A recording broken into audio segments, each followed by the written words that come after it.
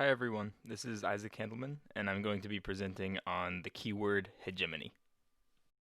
So I'm going to start by discussing hegemony as it is defined in our keywords textbook, and then I will dive into a couple of examples from outside of that will hopefully help us clarify what we mean when we talk about hegemony in a cultural studies context. The keywords textbook offers a couple of parallel definitions for hegemony. The first is hegemony as a description. So when we think of hegemony as a description, we would say that people or ideas that become and seek to remain dominant in society are hegemonic. So some real-world examples of that: the United States government is a hegemonic institution, as are the Republican and Democratic parties. Heteronormativity is a hegemonic belief, and capitalism and neoliberalism are hegemonic ideologies. All of these things are hegemonic in the descriptive sense because they are and seek to remain dominant in society. The second parallel definition for hegemony is hegemony as a process. When we think of hegemony as a process, we're talking about the process by which dominant narratives and ideas are naturalized. For example, advertisements carry out the process of hegemony by championing consumerism. You could also argue that something like a Marvel movie carries out the hegemonic process by naturalizing dominant ideas about individual heroism.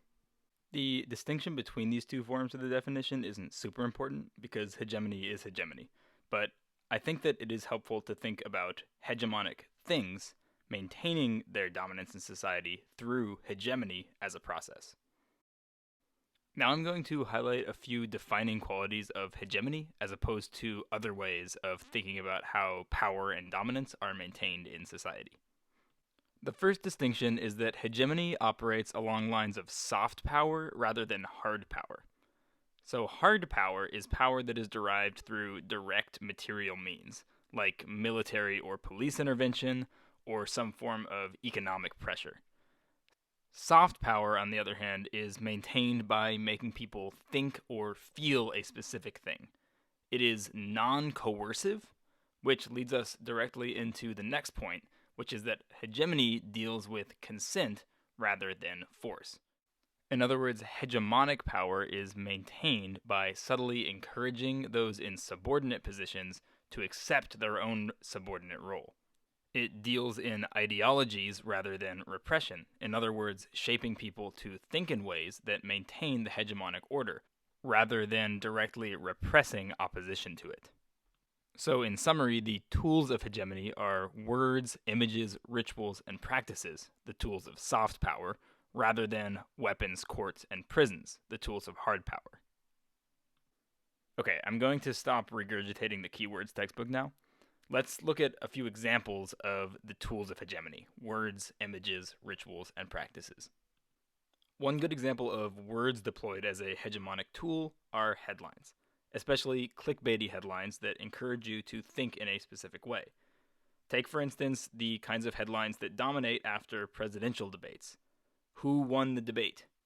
These kinds of headlines are clearly encouraging us to think about politics in the sort of adversarial Democrats versus Republicans sense that is certainly hegemonic in American society.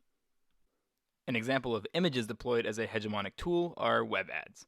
In the ads that I have here from MeUndies, which are advertising couples matching underpants, you can clearly see heteronormative ideas being ingrained and some traditional body standards being closely adhered to.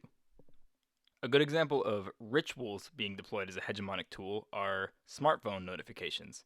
Think, for instance, how every time you pull out your smartphone as an instinct in response to the buzzing in your pocket, you are sort of subtly buying into the ecosystem of whatever smartphone provider you happen to use. This is a great example of how a dominant force in society, in this case tech companies, seek to maintain power through a subtle hegemonic practice where we, the users, are actually consenting to using their devices in this way that leads to our addiction and dependence to these corporate technological ecosystems. And lastly, we have practices. This one is a little bit harder to think about, but I came up with the example of ebooks as a sort of hegemonic practice. Now, here's my explanation. Amazon advertised heavily its Kindle ebook, and that was kind of the genesis of the ebook platform. Now, ebooks in general are not necessarily inherently hegemonic, but the way that they are deployed by giant corporations to keep people hooked into their own ecosystems, purchasing books directly from Amazon or Barnes & Noble if anyone still has a Nook, that is a great example of a common practice, in this case, the way that you buy and consume your books, being turned into a tool of hegemony to maintain the power of the dominant forces in society. In this case, mostly referring to Amazon. I'm going to switch gears now and have us look at an example of hegemony being portrayed in mainstream media. In this case, we're going to be looking at John Carpenter's film from 1988, the satirical action horror movie They Live. I'm going to play a clip from the movie now, during which John Carpenter is not so subtly critiquing the processes and tools of hegemony that we've been discussing so far in this presentation. While we watch, pay attention to how everyday objects are revealed as tools of hegemony when the protagonist puts on his special sunglasses. Okay, here we go.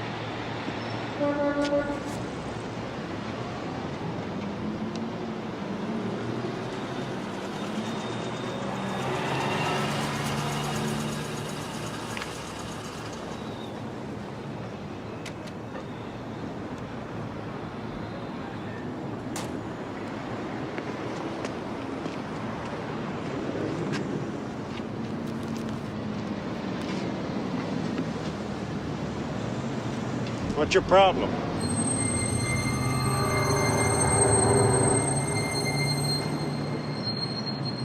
I said, what's your problem?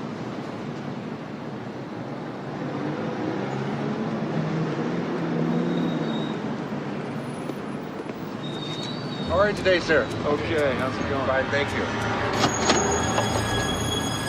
Thank you, sir.